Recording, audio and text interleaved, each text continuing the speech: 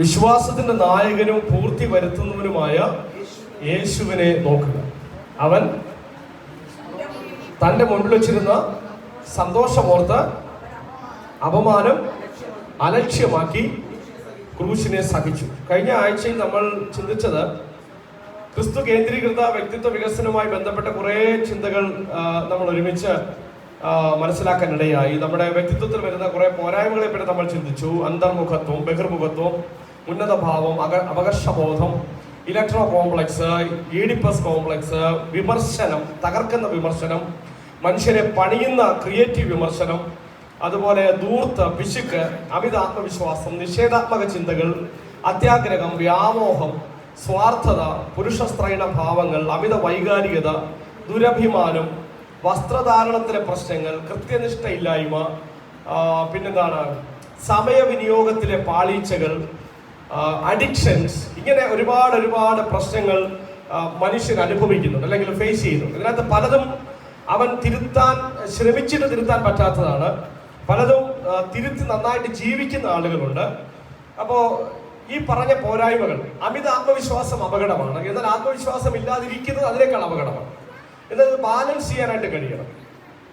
പിശുക്ക് തെറ്റാണ്, ധൂർത്തും തെറ്റാണ്. അപ്പൊ ഇതിന് രണ്ടിനും മധ്യത്തിൽ ബാലൻസ് ചെയ്യാനായിട്ട് നമുക്ക് സാധിക്കണം. ചില വാക്കേണ്ടിടത്ത് ചില വാക്കണം. എന്നാൽ അത് അമിതമായി കഴിഞ്ഞാൽ നമ്മളെ തന്നെ തകർക്കുന്നതിന് തുല്യമാണ്. ആവശ്യത്തിലുള്ള നമ്മൾ ചില വാക്കാതിരുന്ന് കഴിഞ്ഞാൽ നമ്മൾ ചില ഭിക്ഷക്കാരുടെ കാര്യം പറഞ്ഞ പോലെ മരണസമയത്തും ഒരുപാട് മടിക്കുത്തിലുണ്ട്. പക്ഷേ ഒന്ന് കുളിക്കാനോ ഒരു നല്ല ഭക്ഷണം കഴിക്കാനോ ഒരിക്കലും അവരത് ചിലവഴിച്ചിട്ടില്ല.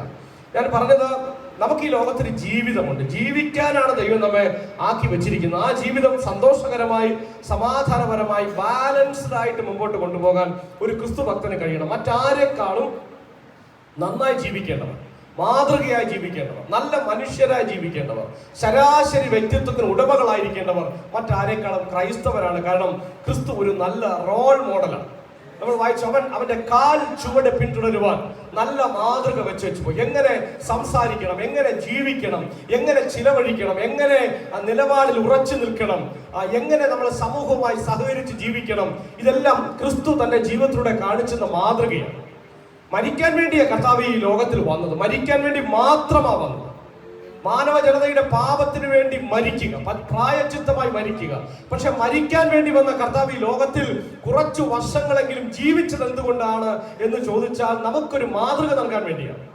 നമുക്ക് തന്റെ ജീവിതത്തെ അനുധാവനം ചെയ്യാൻ വേണ്ടി, ഒരു മാതൃക നൽകാൻ വേണ്ടി മാത്രമാണ് കർത്താവ് ജീവിച്ചത്. അതുകൊണ്ട് അവന്റെ ജീവിതം നമ്മുടെ ജീവിതമാണ്.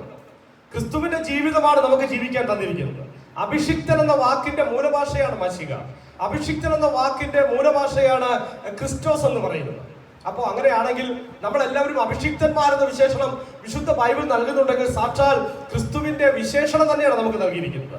ക്രിസ്തു ജീവിച്ച ജീവിതം തന്നെയാണ് നമുക്ക് കർത്താവ് നൽകിയിരിക്കുന്നത്. കർത്താവ് ശാരീരികമായ വ്യഥകളിലൂടെ കടന്നുപോയി, മാനസികമായ പ്രലോഭനങ്ങളിലൂടെ കടന്നുപോയി, വൈകാരികമായ പ്രതിസന്ധികളിലൂടെ കടന്നുപോയി, ബൗദ്ധികമായ പ്രതിസന്ധികളിലൂടെ കടന്നുപോയി, ധാർമ്മികമായ വെല്ലുവിളികളുടെ മധ്യത്തിലൂടെ കർത്താവ് കടന്നുപോയി, ആത്മീകമായ വെല്ലുവിളികളുടെ മധ്യത്തിലൂടെ കടന്നുപോയി. ഈ 6 കൂട്ടം കാര്യങ്ങൾ മനുഷ്യ ജീവിതത്തിൽ സംഭവിക്കുന്ന, വ്യത്യസ്തങ്ങളായി സംഭവിക്കുന്ന കാര്യങ്ങളാണ്. പ്രത്യേകിച്ച് യുവാക്കളുടെ ജീവിതത്തിൽ, യുവജനങ്ങളുടെ ജീവിതത്തിൽ. ഏതാണ്ട് ക്രിസ്തു 40 വയസ്സിന് മുൻപ് ഈ ലോകത്തിൽ തന്റെ ദൗത്യം തികച്ച് പിതാവിന്റെ അടുക്കൽ പോയ വ്യക്തിയാണ്. പിതാവിന്റെ അടുക്കൽ നിന്ന് വന്നു. 33 ഞാൻ എപ്പോഴും പറയേണ്ട പാരമ്പര്യ വിശ്വാസമാണ്. ചരിത്രപരമായി ചിന്തിക്കുമ്പോൾ 40 വയസ്സിനുള്ളിൽ കർത്താവ് തന്റെ ദൗത്യം തികച്ച് ഒരു യുവാവായിരിക്കുന്ന നിലയിൽ ഏറ്റവും പെർഫെക്റ്റ് ആയിട്ടുള്ള ഒരു മാതൃക നമ്മുടെ മുന്നിൽ വെച്ചിട്ടാണ് കർത്താവ് പോയത്.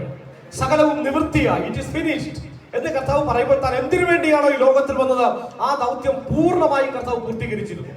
നമ്മോടുള്ള കർത്താവിന്റെ ചോദ്യം, ഈ ലോകത്തിൽ ഞാനും നിങ്ങളും ജനിച്ച് വീണത്, ഈ ലോകത്തിൽ നമുക്കൊരു ജീവിതം കിട്ടിയത് വെറുതെ അല്ല, ദൈവത്തിന്റെ നിശ്ചയപ്രകാരമാണ്, മുൻ നിർണയ പ്രകാരമാണ്. ഓരോ ദിവസവും ദൈവം നമുക്ക് തരുന്നത് ദൈവത്തിന്റെ ഹിതപ്രകാരവും ഉദ്ദേശപ്രകാരവുമാണ്. നമ്മൾ എങ്ങനെ നമ്മുടെ ജീവിതത്തെ മുൻപോട്ട് നയിക്കുന്നു? ലക്ഷ്യോന്മുഖമായിട്ട് നമുക്ക് ജീവിക്കാൻ പറ്റുന്നുണ്ടോ? നമ്മൾ ജീവിക്കുന്നുണ്ടോ എന്നുള്ളത് ഒരു പ്രസക്തമായ ചോദ്യമാണ്. എങ്ങനെ ജീവിക്കുന്നു എന്നുള്ളത് ഒരു ചോദ്യമാണ്. ക്രിസ്തുവിന്റെ ജീവിതവുമായി തട്ടിച്ചുകൊണ്ട് നമുക്ക് നമ്മെ ഒന്ന് വിലയിരുത്താൻ കഴിയുമോ? എങ്ങനെ നമ്മൾ നമ്മുടെ ശാരീരികമായ പ്രതിസന്ധികളെ അഭിമുഖീകരിക്കുന്നു? ക്രിസ്തുവിലേക്ക് തന്നെ വരാം. ഹ്യൂമൻ ലിമിറ്റേഷൻ, മാനുഷികമായ പരിമിതികൾ കർത്താവിന് ഉണ്ടായിരുന്നു. എങ്ങനെ കർത്താവ് അതിനെ അഭിമുഖീകരിച്ചു? സാക്ഷാൽ ദൈവമായിരുന്നവൻ മനുഷ്യനായി ജീവിക്കുമ്പോൾ പോലും ക്രിസ്തു ദൈവമായിരുന്നു. പക്ഷേ തന്റെ മാനുഷികമായ പരിമിതികളെ കർത്താവ് ഉൾക്കൊണ്ടു. എത്രത്തോളം ഞാനും നിങ്ങളും നമ്മുടെ പരിമിതികളെ ഉൾക്കൊള്ളാൻ തയ്യാറാകും? മാനുഷികമായി നമ്മൾ അഭിമുഖീകരിക്കേണ്ടി വരുന്ന പ്രതിസന്ധികളെ നമുക്ക് അത് അതിജീവിക്കാനും അതിനെ അഭിമുഖീകരിക്കാനുമുള്ള ആർജവവും തന്റെ ഇടവും ശക്തിയും സ്രോതസ്സും എല്ലാം കർത്താവ് നൽകിയിട്ടുണ്ടെങ്കിൽ പോലും നമ്മൾ പലപ്പോഴും ഭയചകിതരായി പോകുന്നു, അല്ലെ? കാലാളുകളോടുകൂടെ ഓടിയിട്ട് നീ ക്ഷീണിച്ച് തളർന്നു പോയാൽ കുതിരകളോടുകൂടെ നീ എങ്ങനെ മത്സരിച്ചോടും? കുതിരകളോടുകൂടെ ഓടേണ്ട ശക്തി നമ്മുടെ ഉള്ളിൽ ദൈവം തന്നിട്ടും പലപ്പോഴും അറിഞ്ഞോ അറിയാതെയോ നമ്മൾ കാലാളുകളോടുകൂടെ ഓടുമ്പോൾ പോലും ക്ഷീണിച്ച് തളർന്നു പോകുകയാണ്. വിലയിരുത്തണം. ക്രിസ്തു ദൈവമായിരുന്നവൻ മനുഷ്യനായി ജീവിച്ചു എന്നുള്ളതാണ്. ആ പരിമിതികളെല്ലാം കർത്താവ് ഉൾക്കൊണ്ടു. ഒന്ന് ഓർത്ത് നോക്കിക്കേ, ദൈവമായിരുന്നവൻ മനുഷ്യനായി ജീവിക്കുന്ന ഒരു പരിമിതി. ഇവിടെ ഇരിക്കുന്ന എന്നെയും നിങ്ങളെയും കാളും വളരെ കുറച്ച് ദൂരം മാത്രമേ ക്രിസ്തു ഈ ഭൂമിയിൽ യാത്ര ചെയ്തിട്ടുള്ളൂ. അവൻ പരിമിതപ്പെട്ടു. ഒരു 150 കിലോമീറ്ററിൽ കൂടുതൽ, അല്ലെങ്കിൽ 250 കിലോമീറ്ററിൽ കൂടുതൽ യാത്ര ചെയ്യാത്ത ആരെങ്കിലും ഇവിടെ ഉണ്ടോ? ഒരു കൊച്ചു കുഞ്ഞു പോലും ഉണ്ടാകും. ഹാന 250 കൂടുതൽ യാത്ര ചെയ്തിട്ടില്ലേ? ഇപ്പൊ എവിടെന്നാ വന്നേ? അപ്പൊ ഒരു കൊച്ചു കുഞ്ഞു പോലും 250 കിലോമീറ്റർ കൂടുതൽ യാത്ര ചെയ്തിട്ടുണ്ട്. നമ്മുടെ കർത്താവ് താൻ മനുഷ്യനായി പരിമിതപ്പെടുമ്പോ പാലസ്തീൻ എന്ന് പറയുന്ന കൊച്ചു രാജ്യത്തിനുള്ളിൽ 150 മൈൽ, 50 മുതൽ 60 മൈൽ വീതിയുള്ള, 150 മൈൽ നീളമുള്ള, മാക്സിമം ചിന്തിച്ചാൽ 250 കിലോമീറ്ററിന് അപ്പുറത്തേക്ക് കർത്താവ് യാത്ര ചെയ്തിട്ടില്ല. ആ പാലസ്തീന്റെ പരിമിതിക്കുള്ളിൽ കർത്താവ് ഒതുങ്ങി. മാനുഷികമായ എല്ലാ പ്രലോഭനങ്ങളിലൂടെയും പരിമിതികളിലൂടെയും കർത്താവ് കടന്നുപോയി. നമുക്കുള്ള മഹാപുരോഹിതൻ നമ്മുടെ ബലഹീനതകളിൽ സഹതാപം കാണിപ്പാൻ കഴിയാത്തവരല്ല, പാപമൊഴികെ സർവത്തിലും നമുക്ക് തുല്യമായി പരീക്ഷിക്കപ്പെട്ടവരത്രേ നമുക്കുള്ളത്. നമ്മുടെ പ്രശ്നങ്ങളെ അറിയുന്ന കർത്താവ്, മാനുഷികമായി നമ്മുടെ പരിമിതികളെ അറിയുന്ന കർത്താവ്, വേദനകളെ അറിയുന്ന കർത്താവ്, എല്ലാ വേദനകളിലൂടെയും അവൻ കടന്നുപോയി. ടെംപ്ടേഷൻ, അതുപോലെ ശാരീരികമായ ബലഹീനതകൾ. ഏതൊക്കെ ടെംപ്ടേഷനാ മനുഷ്യൻ അനുഭവിക്കുന്നത്? വിശപ്പ്, അല്ലെ? വിശപ്പ് ഒരു പരീക്ഷയാണ്, അല്ലെങ്കിൽ ഒരു പ്രലോഭനമാണ്. തെറ്റ് ചെയ്യാനുള്ള പ്രലോഭനം ഉണ്ടാകാം, മോഷണത്തിനുള്ള ത്വരയുണ്ടാകാം, മാനസികമായ പ്രതിസന്ധികളുടെ കർത്താവ് കടന്നുപോയി. താങ്ങാൻ വയ്യാത്ത പ്രതിസന്ധികൾ, നമുക്ക് ചിന്തിക്കാം. അത് വൈകാരികമായ ബുദ്ധിമുട്ടുകളുടെ കർത്താവ് കടന്നു ചാടി പ്രതികരിക്കുന്ന, അല്ലെങ്കിൽ എന്തും ചെയ്യാൻ കഴിയുന്ന ഒരു അവസ്ഥയിലേക്ക് കർത്താവിന് പോകാൻ കഴിയുമായിരുന്നു. തന്നെ താൻ മെയിൻറ്റെയിൻ ചെയ്തു. ധാർമ്മികമായി തെറ്റുകൾ ചെയ്യാൻ താൻ പ്രലോഭിപ്പിക്കപ്പെട്ടു. അവിടെയും കർത്താവ് തന്നെ നിയന്ത്രിക്കുകയായിരുന്നു. ആത്മികമായ ആരാധന പോലും വ്യത്യാസപ്പെടുത്തി കളയുന്ന നിലയിൽ, എന്നെ ഒന്ന് നമസ്കരിച്ചാൽ ഈ ലോകം മുഴുവൻ നിന്റെ പേരിൽ തീരെഴുതി തരാമെന്ന പിശാച് കർത്താവിനോട് പ്രലോഭനമായി സംസാരിക്കുമ്പോഴും വളരെ കൃത്യമായി വചനം കൊണ്ട് പിശാചിനെ നേരിടുന്ന കർത്താവ്, നിന്റെ ദൈവമായ യഹോവയെ നമസ്കരിച്ച് അവനെ മാത്രമേ ആരാധിക്കാവൂ എന്ന് എഴുതിയിരിക്കുന്നു എന്ന് പറഞ്ഞ് പിശാചിനെ ശാസിച്ച് ഓടിക്കുന്ന കർത്താവ്. അത്ഭുതങ്ങളിലും രോഗസൗഖ്യങ്ങളിലുമെല്ലാം ദൈവത്തിൽ ആശ്രയിക്കുന്ന കർത്താവിനെ നമുക്ക് കാണാം. ലാസറിന്റെ കല്ലറയ്ക്കൽ ചെന്ന് നിന്നിട്ട് കർത്താവ് പറഞ്ഞു, നീ എന്നെ അയച്ചുവെന്ന് ഈ ജനം വിശ്വസിക്കേണ്ടതിന് എന്ന് പറഞ്ഞ് ദൈവത്തോട് പ്രാർത്ഥിച്ചിട്ടാണ് ലാസറെ പുറത്തു വരിക എന്ന് പറഞ്ഞ് വലിയൊരു അത്ഭുതം സാധ്യമാക്കുന്നത്.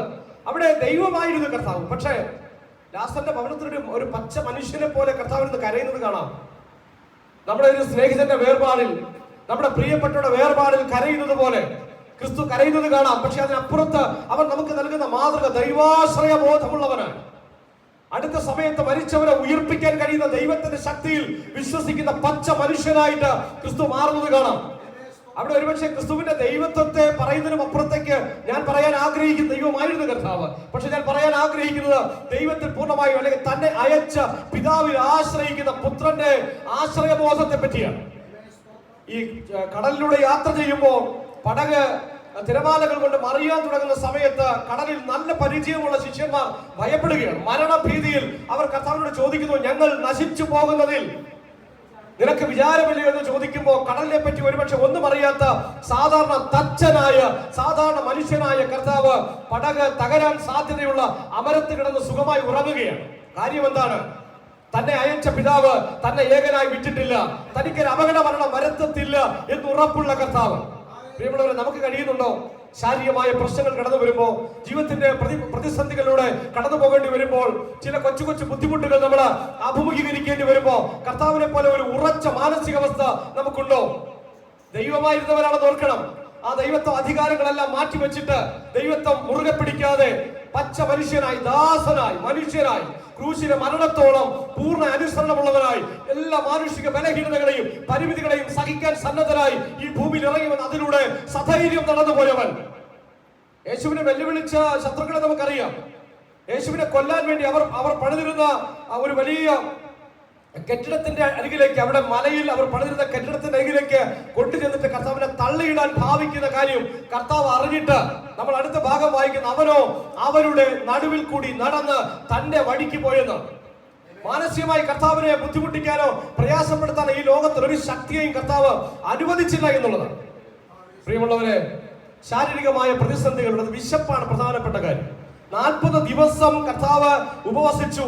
40 ദിവസം ഉടമ്പടി കഴിഞ്ഞപ്പോൾ അവന് വിശന്നു. പിന്നെ മുൻപോട്ട് പോകാൻ പറ്റത്തില്ല. യേശു ക്ഷീണിതനാണ്, പരിക്ഷീണിതനാണ്. പിശാച് അരികിൽ വന്നിട്ട് പറഞ്ഞു, ഈ കല്ലുകളെ അപ്പമാക്കുക. നിന്റെ ഉടമ്പടി കഴിഞ്ഞു, അപ്പൻ നിനക്ക് ഭക്ഷണം തരേണ്ട സമയമാണ്, പക്ഷേ അപ്പൻ കനിയുന്നില്ല. നിന്നെ അയച്ച പിതാവ് എന്നോട് കനിയും കാണിക്കുന്നില്ല. അതുകൊണ്ട് നീ ഒരു കാര്യം ചെയ്യുക, ആത്മീകമായ അഭിവൃദ്ധിയിലല്ല ഇപ്പൊ നിൽക്കുന്നത്, ഒരു അത്ഭുതം പ്രവർത്തിക്കുക. നിനക്ക് ദൈവം തന്നിരിക്കുന്ന ശക്തി, പിതാവ് തന്നിരിക്കുന്ന ശക്തി സത്യമാണോ എന്ന് അറിയാമല്ലോ, ഒരു അത്ഭുതം പ്രവർത്തിക്കുക. കല്ലുകളെ അപ്പമാക്കാൻ പറഞ്ഞപ്പോൾ ക്രിസ്തു കൊടുത്ത മറുപടി, മനുഷ്യൻ എന്താ പറയുന്നത്? ദൈവപുത്രനല്ല, തന്നെ ദൈവത്തിന്റെ സ്ഥാനത്ത് പ്രതിഷ്ഠിച്ചുകൊണ്ടല്ല പറയുന്നത്. മനുഷ്യൻ അപ്പം കൊണ്ട് മാത്രമല്ല, ദൈവത്തിന്റെ വായിൽ കൂടി വരുന്ന സകല വചനം കൊണ്ടും ജീവിക്കുന്നു. തന്നെ പരീക്ഷിക്കാൻ ശ്രമിക്കുമ്പോൾ, ശാരീരികമായ തന്റെ ജീവിതത്തിൽ വന്ന ബുദ്ധിമുട്ടിലെ മുതലെടുക്കാൻ പിശാച് ശ്രമിക്കുമ്പോൾ, ദൈവഹിതത്തിനെതിരായി പ്രതികരിക്കാൻ, പ്രവർത്തിക്കാൻ, ദൈവം കൊടുത്ത അത്ഭുത സിദ്ധിയെ താണകാര്യങ്ങൾക്ക് വിനിയോഗിക്കാനുള്ള പ്രലോഭനം ഉണ്ടാകുമ്പോൾ ക്രിസ്തു കൊടുക്കുന്ന മറുപടി, മനുഷ്യൻ അപ്പം കൊണ്ട് മാത്രമല്ല. പണത്തിന്റെ പ്രലോഭനം വരുമ്പോ പണം കൊണ്ട് മാത്രമല്ലെന്ന് പറയാൻ, സ്വാധീനങ്ങളുടെ പ്രലോഭനം വരുമ്പോ ഈ സ്വാധീനം കൊണ്ട് മാത്രമല്ലെന്ന് പറയാൻ, അല്ലെ, പിന്തുണ നൽകുന്നതിന്റെ പ്രലോഭനങ്ങൾ വരുമ്പോൾ പിന്തുണ കൊണ്ട് മാത്രമല്ല, അതിനപ്പുറത്തുള്ള ദൈവത്തിന്റെ ഇടപെടലിനെ അറിയാനും ഗ്രഹിക്കാനും ആസ്വദിക്കാനും ഒരു ക്രിസ്തു ഭക്തന് സാധിച്ചിരിക്കണം. ക്രിസ്തു നമുക്ക് കാണിച്ചു തന്ന മാതൃകയാണ്. തന്റെ ശുശ്രൂഷയില് ഡിമാൻഡ്സ് വരുന്നുണ്ട്. ശാരീരികമായ ബലഹീനത. മർക്കോസ് 6-31 വാക്യം ഒന്ന് വേഗത്തിൽ വായിക്കാമോ?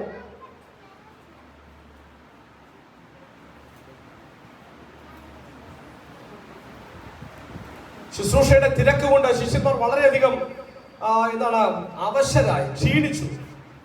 കർത്താവ് പറയുന്ന ഭാഗം അല്പം മർക്കോസ് 6:31.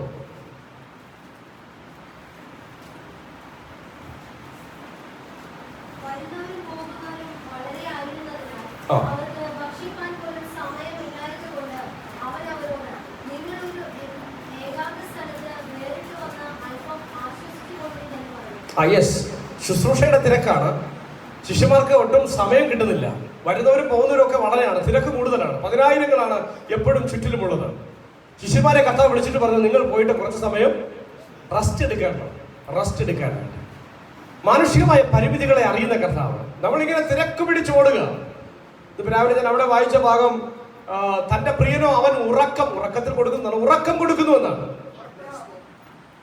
അല്ലെ. നിങ്ങൾ നന്നായി അധ്വാനിക്കുന്നു, പിന്നെ രാത്രി വൈകി അധ്വാനിക്കുന്നു, ഒരുപാട് പ്രയത്നം കഴിക്കുന്നു. പക്ഷേ യഹോവ വീട് പണിയാതിരുന്നാൽ പണിയുന്നവർ വൃഥ അധ്വാനിക്കുന്നു. യഹോവ പട്ടണം കാക്കാതിരുന്നാൽ കാവൽക്കാരൻ വൃഥ ജാഗരിക്കുന്നു. അതുകൊണ്ട് നമ്മുടെ ഏത് പ്രവൃത്തിയും ഫലകരമാകണമെങ്കിൽ ദൈവത്തിന്റെ ഇടപെടലുണ്ടാകണം, ദൈവത്തിന്റെ പ്രവൃത്തിയും ദൈവത്തിന്റെ കൃപയും ഉണ്ടാകണം. അതുകൊണ്ട് ദൈവത്തിന്റെ കൃപയിൽ ആശ്രയിച്ച് കാര്യങ്ങൾ ചെയ്യാം. ശുശ്രൂഷ മേഖലയിൽ അവർക്ക് തിരക്ക് വർദ്ധിച്ചപ്പോൾ, ശാരീരികമായി അവർ ക്ഷീണിച്ചപ്പോ കർത്താവ് അവരോട് പറയുക, നിങ്ങൾ പോയിട്ട് അല്പം വിശ്രമിച്ചു കൊള്ളുക. കർത്താവ് അങ്ങനെ വിശ്രമിക്കാൻ പറഞ്ഞ കർത്താവ് ഗത്സമനയിൽ വെച്ച് അനുഭവിക്കുന്ന മാനസിക വേദ, ശാരീരിക വേദ നമുക്കറിയാം. അവന്റെ വിയർപ്പ് നിലത്ത് വീഴുന്ന വലിയ ചോരതുള്ളി പോലെയായി എന്നാണ്. ശാരീരികമായി കർത്താവ് അനുഭവിക്കുന്ന വേദ, അത് മാനസിക വേദയുടെ പരിണിത ഫലമാണ്. വിയർപ്പ്, ഏറ്റവും ഒടുവിലെ ക്രൂശുമരണം, ക്രൂസിഫിക്ഷൻ, എത്ര വേദനാജനകമായ അനുഭവമാണ്. ലോകത്തിലൊരു മനുഷ്യനും സഹിക്കാൻ പറ്റാത്ത വേദനയിലൂടെ കർത്താവ് കടന്നുപോയി. അപ്പോഴും തന്റെ ആ ധാർമ്മിക ചിന്തകൾ, ആത്മിക ചിന്തകൾ മുറുകെ പിടിച്ചുകൊണ്ട്, ഇവർ ചെയ്യുന്നത് ഇന്നതെന്ന് അറിയായിക ഇവരോട് ക്ഷമിക്കണമേ എന്ന് പറയുന്ന കർത്താവ്. ക്ഷമയുടെ പാഠം കർത്താവ് പഠിപ്പിച്ചു തരുന്നത് തീവ്രമായ വേദനയിലൂടെ കടന്നു പോകുമ്പോഴാണ്. സഹിഷ്ണുതയുടെ പാഠം കർത്താവ് പഠിപ്പിച്ചു തരുന്നത് പ്രത്യാശയുടെയും പ്രതീക്ഷയുടെയും പാഠം കർത്താവ് പഠിപ്പിക്കുന്നത് അങ്ങേയറ്റ വേദനയുടെ കടന്നു പോകുമ്പോഴാണ്. ക്രിസ്തുവിന്റെ ശിഷ്യന്മാരായി നാം ഈ ലോകത്തായിരിക്കുമ്പോൾ ക്രിസ്തുവിനെ പ്രതിബിംബിക്കുന്നവരായിരുന്നു, ക്രിസ്തുവിനെ പ്രതിഫലിപ്പിക്കുന്നവരാകണം. അല്ലെ, ക്രിസ്തുവിനെ തടസ്സം കൂടാതെ മറ്റുള്ളവർക്ക് കാണാൻ കഴിയുന്ന സുതാര്യമായ ചിഹ്നജാലകം പോലെ വർത്തിക്കേണ്ടവരാണ് ക്രിസ്തുവിന്റെ ഭക്തന്മാർ ഈ ലോകത്ത്. എന്റെ നിങ്ങളുടെയും ജീവിതത്തിലൂടെ കടന്നു വരുന്ന പ്രതിസന്ധികളിൽ ക്രിസ്തുവിനെ നമുക്ക് കാണിക്കാൻ, പ്രദർശിപ്പിക്കാൻ കഴിയുന്നുണ്ടോ എന്നുള്ളത് പ്രസക്തമായ ചോദ്യമാണ്. ജീവിതത്തിലെ ഓരോ ബുദ്ധിമുട്ടുകളുടെ മധ്യത്തിലും നമ്മൾ എങ്ങനെ പ്രതികരിക്കുന്നു, നമ്മുടെ കർത്താവ് എങ്ങനെ പ്രതികരിച്ചു? ക്രൂശിമരണം എന്ന് പറഞ്ഞ ശാരീരിക വേദന എളുപ്പമുള്ള കാര്യമല്ല. സഹിക്കുക എളുപ്പമല്ല. ആരെങ്കിലും പഴിചാരാനുള്ള സാധ്യതയുണ്ട്. കർത്താവ് അതൊന്നും ചെയ്തില്ല, അതിനൊന്നിനും മുതിർന്നില്ല. അതിനെ കർത്താവ് സഹിച്ചു. അത് തന്റെ മഹാദൗത്യമായിട്ട് കർത്താവ് ഏറ്റെടുത്തു. ഇനി ഇമോഷണൽ ആയിട്ട് നോക്കിക്കുക, വൈകാരികമായി ചിന്തിച്ച് കർത്താവ് അനുഭവിച്ച പ്രയാസങ്ങൾ നോക്കണം. ശാരീരികമായ പ്രയാസം ഒരു വശത്ത്, നമുക്ക് ചില ശാരീരിക പ്രശ്നങ്ങൾ വരുമ്പോൾ അത് ഇച്ചിരി മൂർച്ഛിക്കുന്ന അവസ്ഥയിൽ എത്തിക്കഴിഞ്ഞാൽ നമ്മൾ അറിയാതെ പെരുവിടുത്തു പോകും. മാനുഷികമായി സംഭവിക്കുന്നതാണ്. കർത്താവ് നമ്മെ ദൈവത്തിൽ ആശ്രയിക്കാൻ പഠിപ്പിക്കുകയാണ്. ഏത് തീവ്രവേദനയിലും മരണത്തെ അഭിമുഖീകരിക്കുമ്പോൾ പോലും തനിക്ക് വെച്ചിരുന്ന ഉയർത്തെഴുന്നേൽപ്പിനെ ഓർത്തുകൊണ്ട്, അതല്ലേ നമ്മൾ വായിച്ചത്, മുൻപിൽ വെച്ചിരുന്ന സന്തോഷം ഓർത്ത് അവൻ അപമാനം അലക്ഷ്യമാക്കി. എന്താ മുൻപിൽ വെച്ച സന്തോഷം? ക്രൂശുമരണത്തിനപ്പുറം, മരണത്തിനപ്പുറം ഉയർത്തെഴുന്നേറ്റ് കഴിഞ്ഞ് പിതാവിന്റെ വലത്ത് ഭാഗത്ത് അവൻ ഇരുത്തപ്പെടുന്ന ആ സന്തോഷം ഓർത്തപ്പോൾ ഈ ലോകത്തിലെ മരണമെന്ന വേദനയെ പോലും അവൻ നിസ്സാരമായി കണ്ടു എന്നുള്ളതാണ്. മരണത്തെ കേവലം ഉറക്കം പോലെ കണ്ടു എന്നുള്ളതാണ്. ഈ ഒരു ധൈര്യത്തിലേക്കാണ് ക്രൈസ്തവർ വരേണ്ടത്. കഴിഞ്ഞ വെള്ളിയാഴ്ചയും ഞാൻ പറഞ്ഞല്ലോ, 1-ാം നൂറ്റാണ്ടിൽ രക്ഷിക്കപ്പെടുക എന്ന് പറഞ്ഞാൽ മരിക്കാൻ തയ്യാറാകുക എന്ന അർത്ഥം. യേശു രക്ഷകൻ എന്ന് പറഞ്ഞാൽ ചക്രവർത്തിയെ തള്ളിപ്പറയുകയാണ്. കാരണം ചക്രവർത്തിയാണ് രക്ഷകൻ എന്ന് വിളിക്കേണ്ടത്, ചക്രവർത്തിയാണ് കർത്താവ് എന്ന് വിളിക്കേണ്ടത്, ചക്രവർത്തിയാണ് ആരാധിക്കേണ്ടത്. ചക്രവർത്തിയുടെ പേരായിരുന്നു സൺ ഓഫ് ഗാഡ്, ദൈവത്തിന്റെ പുത്രൻ. ഇത്രയേറെ വിശേഷണങ്ങളുള്ള ചക്രവർത്തിയുടെ ആ വിശേഷണങ്ങളെ യാതൊരു ഭയവും സങ്കോചവും കൂടാതെ ക്രിസ്തുവിന് ക്രൈസ്തവർ ചാർത്തി കൊടുത്തിട്ട് യേശു രക്ഷകൻ എന്ന് പറഞ്ഞു, യേശു കർത്താവ് എന്ന് പറഞ്ഞു, യേശു ദൈവപുത്രൻ എന്ന് പറഞ്ഞു, യേശു ആരാധനയ്ക്ക് യോഗ്യൻ എന്ന് പറഞ്ഞു. മറ്റാരെയും ആരാധിക്കാൻ പാടില്ല എന്ന് അവർ 1-ാം നൂറ്റാണ്ടിൽ വിളിച്ചു പറയുമ്പോൾ അവർ ജീവിക്കാൻ അർഹതയില്ലാത്തവരായിരുന്നു. ആ ചക്രവർത്തിയുടെ കീഴിൽ അവർക്ക് ജീവിക്കാൻ പറ്റത്തില്ലായിരുന്നു. ക്രൂരമായി കൊന്നുതള്ളി ക്രൈസ്തവരെ. അതുകൊണ്ട് അന്ന് ഒരു വ്യക്തി ക്രിസ്ത്യാനിത്വത്തിലേക്ക് വരിക എന്ന് പറഞ്ഞാൽ മരിക്കാൻ തയ്യാറാകുകയായിരുന്നു. കാരണം ക്രിസ്തുവിന്റെ മരണം ക്രൈസ്തവരുടെ മുൻപിലുണ്ട്. ഏറ്റവും ശക്തമായ ഉയർത്തെഴുന്നേൽപ്പ് അവരുടെ മുൻപിൽ വാഗ്ദത്തമായി നിന്നതുകൊണ്ട് അവർ ഒരിക്കലും മരണത്തെ ഭയന്നില്ല. ഇന്ന് മരണം പോയിട്ട് ഒരു ചെറിയ തലവേദന വന്നാൽ ഒരുപക്ഷെ പെരുവിറുത്തു പോകുന്ന വിശ്വാസ ജീവിതമാണോ? ഇനി അടുത്തതേക്ക് വന്നാൽ സമയം പോകുന്നു. ഇമോഷണൽ ചലഞ്ചസ്, വൈകാരികമായ ചലഞ്ചസ്. യേശുവിന്റെ അമ്മയെ പറ്റി ഒരുപാട് പേർ പലതും പറഞ്ഞിട്ടുണ്ടാവും. 2000 വർഷം പിന്നിട്ടിട്ട് ഇപ്പോഴും പറയുന്നുണ്ട് പലരും, അല്ലെ? ഈ കഴിഞ്ഞ ക്രിസ്മസിനും പറഞ്ഞു. ഓരോ പ്രാവശ്യവും ക്രിസ്തുവിന്റെ ജനനം ഈ ലോകം ആഘോഷിക്കുമ്പോൾ എതിർപ്പുള്ളവരൊക്കെ പലതും പറയാറുണ്ട്. അന്നും പറഞ്ഞു, ഒരുപക്ഷെ അഭിസാരികയുടെ പുത്രൻ, വേശ്യാപുത്രൻ എന്നൊക്കെ വിളിക്കാൻ സാധ്യതയുള്ള ഒരു ജനനം. എന്തൊക്കെ കർത്താവ് കേട്ട് കാണും. 12-ാമത്തെ വയസ്സിൽ പറഞ്ഞു, എന്റെ അപ്പൻ സ്വർഗത്തിലുണ്ടെന്ന് പറഞ്ഞു. ധൈര്യത്തോടു കൂടി പറഞ്ഞു. നിന്റെ അപ്പനെ കാണിച്ചു തരാൻ കഴിയുമോ എന്നൊരു പക്ഷേ അന്നത്തെ കാലത്തെ അല്പം മുതിർന്ന ആളുകൾ ഈ കൊച്ചു പയ്യനോട് ചോദിക്കുമ്പോ എന്റെ അപ്പൻ സ്വർഗത്തിലുണ്ടെന്ന് ഒരു കൂസലും കൂടാതെ പറയാൻ, അത് പറയുമ്പോൾ ഉണ്ടാകുന്ന ഒരു മാനസികാവസ്ഥ ആലോചിച്ച്. സ്വർഗത്തിലുണ്ടെന്ന് കേൾക്കുമ്പോൾ തന്നെ ആളുകൾക്ക് ചിരി വരും, അല്ലെ? യേശു അനുഭവിച്ച മാനസികം എത്ര വലുതാ. ഭൂമിയിൽ ആരെങ്കിലും ചൂണ്ടിക്കാണിക്കാൻ തയ്യാറായില്ല. എന്റെ അപ്പൻ എങ്ങനെയാ മറിയോട് പറയുന്നത്? ഞാൻ എന്റെ പിതാവിനുള്ളതിൽ ഇരിക്കേണ്ടത് നിങ്ങൾ അറിയുന്നില്ലയോ? വ്യക്തമായ ബോധ്യമുണ്ടായിരുന്നു. ശുശ്രൂഷയ്ക്ക് വേണ്ടി ഇറങ്ങിയപ്പോ ക്രിസ്തുവിനെ പറ്റി പറഞ്ഞ, ഇവൻ തച്ചന്റെ മകനല്ലയോ? വൈകാരികമായ പ്രയാസം, വേദനയാ, ചലഞ്ചാ. നിനക്ക് നീ മരപ്പണി ചെയ്താൽ മതി. നിന്റെ അമ്മയും സഹോദരന്മാരെയൊക്കെ ഞങ്ങൾക്കറിയാം, അല്ലെ? ഗലീലക്കാരനാ, നേരെ സംസാരിക്കാൻ അറിയാൻ വയ്യാത്തവരാ ഗലീലക്കാർ. നസ്രയത്തുകാരനാ. നസ്രയത്ത് എന്ന് പറഞ്ഞാൽ ഒരു മനുഷ്യനും ഇഷ്ടപ്പെടാത്ത മേഖലയാ. ഒരു നന്മയ്ക്കും പ്രതീക്ഷയില്ലാത്ത സ്ഥലമാണ് നസ്രയത്ത്. അധാർമികരും അനാത്മികരും അടിച്ചമർത്തപ്പെട്ടവരും ഒക്കെ താമസിക്കുന്ന ഒരു മേഖല. അവിടെ നിന്ന് ഒരു വ്യക്തിയെ ഉൾക്കൊള്ളാൻ ഒരിക്കലും കഴിയത്തില്ല. ക്രിസ്തു നസ്രയത്ത് തന്റെ ജീവിത പ്രവർത്തന മേഖലയായി തിരഞ്ഞെടുത്തു. ഗലീല തന്റെ പ്രവർത്തന മേഖലയായി തിരഞ്ഞെടുത്തു. മനുഷ്യൻ അവഗണിച്ചിട്ടിരുന്ന ആ ഗലീലയെ താൻ തെരഞ്ഞെടുത്തത് മാത്രമല്ല, തന്റെ ശിഷ്യന്മാരിൽ 12 പേരിൽ 11 പേരും ഗലീലക്കാരായിരുന്നു.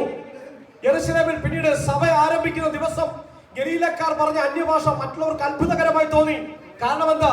നിസ്സാരന്മാരായ ആളുകൾ, സ്വന്തം ഭാഷ പോലും സംസാരിക്കാൻ കഴിയാത്ത ആളുകൾ മറ്റുള്ളവരുടെ ഭാഷയിൽ മഹത്തരമായ ദൈവിക കാര്യങ്ങൾ സംസാരിക്കുന്നത് കേട്ടപ്പോൾ അവർ അത്ഭുതപ്പെട്ടു പോയി. നിസ്സാരതകളെ തിരഞ്ഞെടുത്ത കർത്താവ് എത്രയോ പരിഹാസങ്ങൾ കർത്താവ് കേട്ടു. പഠിപ്പില്ലാത്തവരെന്ന് പറഞ്ഞു. നിനക്ക് കോളേജ് വിദ്യാഭ്യാസമുണ്ടോ എന്ന അർത്ഥത്തിൽ കർത്താവിനെ അവർ ചോദ്യം ചെയ്തിട്ടുണ്ട്. നിന്റെ അപ്പൻ ആരാണെന്ന് ചോദിച്ചിട്ടുണ്ട്. നീ ആരാണെന്ന് ചോദിച്ചിട്ടുണ്ട്. നിന്റെ അധികാരം എന്താണെന്ന് ചോദിച്ചിട്ടുണ്ട്. നിനക്ക് ഈ അധികാരം എവിടെ നിന്ന് കിട്ടിയെന്ന് ചോദിച്ചിട്ടുണ്ട്. നീ ചെയ്യുന്ന പ്രവൃത്തി അശുദ്ധാത്മാവിനെ കൊണ്ട് ചെയ്യുന്നതെന്ന് കർത്താവിനെ പരിഹസിച്ചിട്ടുണ്ട്. ഒത്തിരി പ്രയാസങ്ങളുടെ കർത്താവ് കടന്നുപോയി. ക്രൂശ് മരണം എന്ന് പറഞ്ഞ അടിമയ്ക്ക് വിധിക്കുന്ന ശിക്ഷയാണ്. അത് ശാരീരിക വേദനയെക്കാളും ഇമോഷണൽ ആയിട്ട് കർത്താവിനെ വളരെയധികം വേദനിപ്പിക്കുന്നതായിരുന്നു. പക്ഷെ ഇതെല്ലാം കർത്താവ് അതിജീവിച്ചു. മുമ്പിൽ വെച്ചിരുന്ന സന്തോഷം ഓർത്ത് അവൻ അപമാനത്തെ അലക്ഷ്യമാക്കി സകലവിധമായ വൈകാരികമായ പ്രലോഭനങ്ങളെയും ആക്ഷേപങ്ങളെയും പരിഹാസങ്ങളെയും മുൻപിൽ വെച്ചിരുന്ന സന്തോഷത്തെ ഓർത്തുകൊണ്ട് ക്രിസ്തുവിനെ അതിജീവിക്കാൻ കഴിഞ്ഞെങ്കിൽ, പ്രിയമുള്ളവരെ, നാം അവന്റെ ശിഷ്യന്മാരാണ്. യേശു പറഞ്ഞ, ലോകത്തിൽ നിങ്ങൾക്ക് കഷ്ടമുണ്ട്, എങ്കിലും ധൈര്യപ്പെടുവിൻ, ഞാൻ ലോകത്തെ ജയിച്ചിരിക്കുന്നു. ലാസറിന്റെ മരണം ക്രിസ്തുവിനെ വൈകാരികമായി വ്രണപ്പെടുത്തി. അതുകൊണ്ടാണ് ക്രിസ്തു കരഞ്ഞത്. പക്ഷെ തൊട്ടടുത്ത നിമിഷത്തിൽ തന്നിൽ വ്യാപരിക്കുന്ന ആ ദൈവശക്തിയെ കർത്താവ് ഉപയോഗിക്കുന്നത് കാണാം. മാതൃകയാണവൻ. സ്വാഭാവികമായ മാനുഷികമായ വേദനകൾ നമ്മുടെ ഉള്ളിൽ വരുമ്പോൾ നമ്മൾ കരയണം. മാനസിക സമ്മർദ്ദങ്ങൾ വരുമ്പോൾ, വൈകാരികമായ പ്രയാസങ്ങളുടെ കടന്നു പോകുമ്പോൾ കരയണം. പക്ഷേ തൊട്ടടുത്ത നിമിഷങ്ങളിൽ നമ്മിൽ വ്യാപരിക്കുന്ന ദൈവശക്തിയെ പറ്റി നമ്മൾ ബോധവാന്മാരാകണം. നമ്മൾ ശക്തിയോടെ എഴുന്നേൽക്കണം. ദൈവനാമത്തിൽ കൽപ്പിക്കാൻ തയ്യാറാകണം. മരിച്ചു പോയതിനെ പോലും തിരിച്ചു പിടിക്കാൻ കഴിയുള്ള ത്രാണിയുള്ളവരായി കർത്താവ് നമ്മെ ആക്കി വെച്ചിരിക്കുന്ന തിരിച്ചറിവ് തന്റെ ജീവിതം കൊണ്ട് ക്രിസ്തു പറഞ്ഞു തരികയാണ്. ഏറ്റവും സ്നേഹിച്ചു നിന്ന തന്റെ ശിഷ്യൻ, താൻ പണസഞ്ചി ഏൽപ്പിച്ചവൻ യൂദാ ഇസ്കാരിയോത്ത്, ആ യൂദാ തന്നെ ഒറ്റുകൊടുക്കുമ്പോഴും എന്തിനാ നമ്മൾ പ്രവചന ഭാഗത്തിൽ വായിക്കുന്നത്? എന്റെ പ്രാണ സ്നേഹിതൻ പോലും, എന്റെ അപ്പം തിന്നവൻ, അല്ലെ, എനിക്കെതിരെ കുതികാൽ ഉയർത്തിയിരിക്കുന്നു. ഈ മനോവേദന വളരെ ഭീകരമാണ്. ഞാൻ നിങ്ങളും ഇത് ഭൂമിയിൽ അനുഭവിക്കും. ചിലപ്പോ സഹവിശ്വാസികളിൽ നിന്ന് പോലും അനുഭവിച്ചേക്കാം. യേശുവിന് തന്റെ ശിഷ്യന്മാരിൽ നിന്ന് അത് അനുഭവിക്കേണ്ടി വന്നെങ്കിൽ നമുക്ക് അനുഭവിക്കേണ്ടി വന്നേക്കാം. യേശുവിന്റെ 12 ശിഷ്യന്മാരിൽ ഒരു യൂദയുണ്ടായിരുന്നെങ്കിൽ 12 പേർ കൂടുമ്പോൾ ഒരു യൂദയെ പ്രതീക്ഷിക്കാം. പ്രിയമുള്ളവരെ, അത്തരത്തിലുള്ള പ്രതിസന്ധികളെ പോലും, വൈകാരികമായ പ്രതിസന്ധികളെ പോലും ക്രിസ്തു സമർത്ഥമായി നേരിട്ടു. ഏകാന്തത, ഒറ്റയ്ക്ക് നിൽക്കേണ്ടി വന്നു. ക്രൂശിൽ ഒറ്റയ്ക്ക് കിടക്കേണ്ടി വന്നു. അതുപോലെ ഒറ്റയ്ക്കായ പല സന്ദർഭങ്ങൾ കർത്താവിന്റെ ജീവിതത്തിലുണ്ട്. ഏകാന്തതയിൽ കർത്താവ് പറഞ്ഞു, എന്നെ അയച്ചവൻ എന്നോട് കൂടെയുണ്ട്, അവൻ എന്നെ ഏകനായി വിട്ടിട്ടില്ല. ക്രിസ്തുവിന്റെ പ്രഖ്യാപനമാണ്. കർത്താവ് പറഞ്ഞ, പിതാവേ നീ എന്നെ അയച്ചതുപോലെ ഞാൻ ഇവരെ അയക്കുന്നു. എന്നെ നിങ്ങളെ അയച്ചത് കർത്താവാ, എന്നെ നിങ്ങളെ വിളിച്ചത് കർത്താവാ. എന്നിട്ട് പറഞ്ഞു, നിങ്ങൾക്ക് എന്നിൽ വസിച്ചിട്ടല്ലാതെ തനിയെ ഫലം കായ്പാൻ കഴിയില്ല. കൊമ്പുകൾക്ക് മുന്തിരിവള്ളിയിൽ വസിച്ചേ മതിയാകുള്ളൂ. നിങ്ങൾ എന്നെ അല്ല തിരഞ്ഞെടുത്തത്, ഞാൻ നിങ്ങളെയാ തിരഞ്ഞെടുത്തത്. നിങ്ങൾ ഫലം കായ്ക്കണം, എന്നിൽ ചേർന്നിരിക്കണം, നിങ്ങൾ എന്നിൽ വസിക്കണം. ക്രിസ്തുവിനോട് ചേർന്നിരിക്കാൻ വേണ്ടി വിളിക്കപ്പെട്ടവർ, അവരോട് കൂടെ ഇരിപ്പാൻ വിളിക്കപ്പെട്ട ജനം. പിതാവ് തന്നോട് കൂടെ ഇരുന്നത് പോലെ ക്രിസ്തു നമ്മോട് കൂടെ ഇരിക്കാമെന്ന് വാഗ്ദത്തം ചെയ്തിട്ടുണ്ട്. മത്തായി സുവിശേഷം 28 നമ്മൾ വായിക്കുന്നില്ലേ? ഇതാ ഞാൻ ലോക അവസാനത്തോളം എല്ലാ നാളും നിങ്ങളോട് കൂടെയുണ്ട്. എല്ലാ നാളും നിങ്ങളോട് കൂടെയുണ്ട്. ഞാൻ നിങ്ങളെ ഒരു നാളും അനാഥരായി വിടുകയില്ല. നോക്കിക്കേ, എത്ര നല്ല വാഗ്ദത്തങ്ങൾ നൽകിയ കർത്താവ് നമ്മുടെ കൂടെ ഇരിക്കുന്നത്. ഒറ്റപ്പെടേണ്ട വേദന കർത്താവിന് നല്ലതുപോലെ അറിയാം. ആത്മഹത്യക്ക് മനുഷ്യൻ ശ്രമിക്കുന്നത് എപ്പോഴാണ്? ആത്മഹത്യക്ക് ശ്രമിക്കുന്നത് എനിക്ക് ആരുമില്ല എന്ന് പറയുമ്പോഴാണ്. ക്രിസ്തു അത്തരത്തിലുള്ള ഏകാന്തതയിലൂടെ കടന്നുപോയി. ശിഷ്യന്മാരെല്ലാം തന്നെ വിട്ടുപോയി. കർത്താവിനെ പടയാളികൾ പിടിക്കുമ്പോ ഇനി രക്ഷയില്ലെന്ന് തിരിച്ചറിയുന്ന നിമിഷം സകലരും ക്രിസ്തുവിനെ വിട്ട് ഓടിപ്പോയി. ഒറ്റപ്പെട്ടു. ഏകാന്തതയിൽ ആരുമില്ലാത്തവരായി നിലകൊള്ളുമ്പോഴും ധൈര്യസമേതം താൻ മരണത്തെ അഭിമുഖീകരിച്ചത് ആ വൈകാരികമായ സന്ദർഭത്തിൽ പത്രോസ് വാളെടുത്ത മഹാപുരോഹിതന്റെ ദാസനെ വെട്ടി. അവിടെയും ക്രിസ്തു സംയമനം പാലിക്കുന്നത് കണ്ടോ? വാളെടുക്കുന്നവൻ വാളാൽ മരിക്കുമെന്ന് പറഞ്ഞുകൊണ്ട് എത്ര വൈകാരികമായി, എത്ര ശാന്തമായിട്ട് സംയമനത്തോടു കൂടിയ കർത്താവ് പ്രതികരിക്കുന്നത്. പ്രിയമുള്ളവരെ, ഇത്തരത്തിലുള്ള പ്രതിസന്ധി ഘട്ടങ്ങളിൽ പരിഹാസങ്ങൾ കേൾക്കേണ്ടി വരുമ്പോൾ, ആക്ഷേപങ്ങൾ കേൾക്കേണ്ടി വരുമ്പോൾ, ഒറ്റപ്പെടലിന്റെ അനുഭവങ്ങൾ ജീവിതത്തിൽ കടന്നു വരുമ്പോൾ നമ്മുടെ പ്രതികരണം എങ്ങനെയാണ്? സംയമനത്തോടു കൂടി പ്രതികരിക്കാൻ നമുക്ക് കഴിയുന്നുണ്ടോ? യേശു പ്രതികരിച്ചതുപോലെ ഗത്സമനയിലെ വേദനയും നമ്മുടെ മുമ്പിൽ നിൽക്കുകയാണ്. മാനസികമായ ചിന്തകൾ, ഈ ക്രൂശിന് വേണ്ടിയുള്ള കാത്തിരിപ്പ്. ഞാൻ മുമ്പ് പറഞ്ഞിട്ടുണ്ട്, ഞങ്ങളെ വീട്ടില് അപ്പൻ ശിക്ഷിക്കാനായിട്ട് തുടങ്ങുന്ന സമയത്തെ പറ്റി ഞാൻ നിങ്ങളോട് പറഞ്ഞിട്ടുണ്ടെന്ന് ഞാൻ വിചാരിക്കുന്നു. എന്തെങ്കിലും കുസൃതി കാണിച്ചാൽ വീട്ടിൻ്റെ വരാന്തയിൽ പിടിച്ചു നിർത്തും. എന്നിട്ട് ഒരു 3-4 പ്ലോട്ടുകൾക്കപ്പുറത്തേക്ക്, പറമ്പുകൾക്കപ്പുറത്ത് ഞങ്ങളുടെ ഒരു ചെറിയൊരു കുടുംബ കല്ലറയുണ്ട്. അവിടെ നല്ല പുളിമരമുണ്ട്. അത് അന്ന് ചെറിയ പുളിമരങ്ങളായിരുന്നു. അപ്പോൾ താഴെ നിന്നുകൊണ്ട് തന്നെ വെട്ടാൻ നല്ല സൗകര്യവും. അപ്പോൾ വരാന്തയിൽ പിടിച്ചു നിർത്തും. ഞങ്ങൾ ഇങ്ങനെ നോക്കി നിൽക്കും. അപ്പൻ ഇവിടെ നിന്ന് കത്തിയുമായിട്ട്, വെട്ടുകത്തിയുമായിട്ട് കയറി പോകും. അവിടെ ചെന്ന് ഒരു കമ്പ് വെട്ടിയെടുക്കും. എന്നിട്ട് അത് ചെത്തി റെഡിയാക്കി ഒരു അരമണിക്കൂറെങ്കിലും നമ്മൾ ഇങ്ങനെ കാത്തിരിക്കുന്നത് ഇപ്പോൾ വരും സംഭവം. ഇങ്ങോട്ട് വന്നു കഴിഞ്ഞാൽ പിന്നെ നിലവിളിയും ബഹളങ്ങളുമാണ്, പിന്നെ ബാക്കി പറയണ്ടല്ലോ. അപ്പോൾ ഈ കാത്തിരിപ്പ് വളരെ പ്രയാസമാണ്. ഇന്ന് ഒരു കുസൃതി കാണിച്ച് ഉടനെ 2 അടി കിട്ടി കഴിഞ്ഞാൽ അതോടുകൂടി അങ്ങ് തീർന്നു. പക്ഷേ ഇതിങ്ങനെ വരാനുള്ള കാത്തിരിപ്പുണ്ടല്ലോ, ഭീകരമാണ്. അപ്പോൾ നന്നായിട്ട് ശിക്ഷിക്കും. അത് കഴിഞ്ഞ് സഭായോഗത്തിന് വന്ന് ക്ഷമയും പറയും. എന്നോടല്ല, മൊത്തത്തിൽ പറയുന്ന ഇച്ചിരി നന്നായിട്ട് ശിക്ഷിച്ചെന്നൊക്കെ പറയും. ഞാൻ പറഞ്ഞത്, നമ്മുടെ കർത്താവ് അനുഭവിച്ച വ്യഥ ഒന്ന് ഓർത്ത് നോക്കിക്കേ. ശാരീരികമായി കൊച്ചു കൊച്ചു ശിക്ഷണങ്ങൾക്ക് പോലും ഈ കാത്തിരിപ്പ് ഇത്രയും ടെൻഷൻ ഉണ്ടാക്കുന്നതാണെങ്കിൽ, സ്കൂളിൽ പോകുമ്പോഴൊക്കെ നമ്മൾ എന്തെങ്കിലും ഹോംവർക്ക് ചെയ്യാതെ പോയാലുള്ള ടെൻഷൻ ഉണ്ടല്ലോ. നമ്മുടെ കർത്താവ് സകല മാനവജനതയും പാവം, അതിന്റെ ശിക്ഷ, അതിന്റെ മൂർധന്യ അവസ്ഥയിൽ അനുഭവിക്കാൻ വേണ്ടിയുള്ള കർത്താവിന്റെ കാത്തിരിപ്പ്, എത്ര മനോവ്യഥ കർത്താവ് ഉണ്ടായിരിക്കും. കഴിയുമെങ്കിൽ ഈ പാനപാത്രം എന്നത് മാറിപ്പോകണമെന്ന് വരെ കർത്താവ് പറഞ്ഞു, അല്ലേ?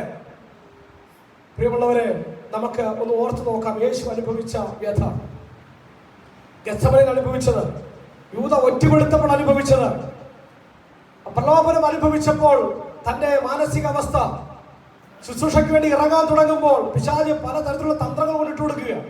അത് ചെയ്യ്, ഇത് ചെയ്യ്, അത്ഭുതങ്ങൾ ചെയ്യ്, അങ്ങോട്ട് പോ, ഇങ്ങോട്ട് പോ എന്നൊക്കെ പറയുമ്പോൾ കൃത്യമായ തന്റെ മനസ്സ് ദൈവത്തിൽ കേന്ദ്രീകരിച്ചുകൊണ്ട് മുന്നോട്ട് പോയ കർത്താവ് നമുക്ക് മാതൃകയാണ്.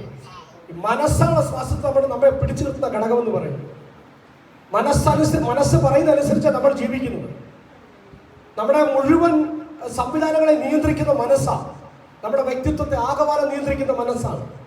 അതുകൊണ്ടാണ് മാനസാന്തരപ്പെടണമെന്ന് കർത്താവ് എപ്പോഴും ആവശ്യപ്പെടുന്നത്. മനസ്സ് പറയുന്നിടത്തേക്കാണ് നമ്മൾ പോകുന്നത്. മനസ്സിനെ ദൈവോന്മുഖമായി പിടിച്ചു നിർത്തുക എന്ന് പറയുന്നത് വളരെ പ്രധാനപ്പെട്ട ഒരു കാര്യമാണ്.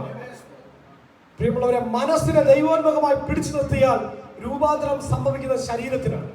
അതുകൊണ്ട് ഈ രക്ഷാപ്രക്രിയയിൽ ദൈവം പറഞ്ഞത്, ആദ്യം മനസ്സിനെ പിടിച്ചു നിർത്താൻ നിങ്ങൾ തയ്യാറായാൽ ഏറ്റവും ഒടുവിൽ നിങ്ങളുടെ ശരീരം രൂപാന്തരീകരിക്കപ്പെടും.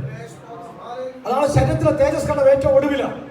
രക്ഷയുടെ ആദ്യഘട്ടത്തിൽ മാനസാന്തരമാണ് നടക്കുന്നത്.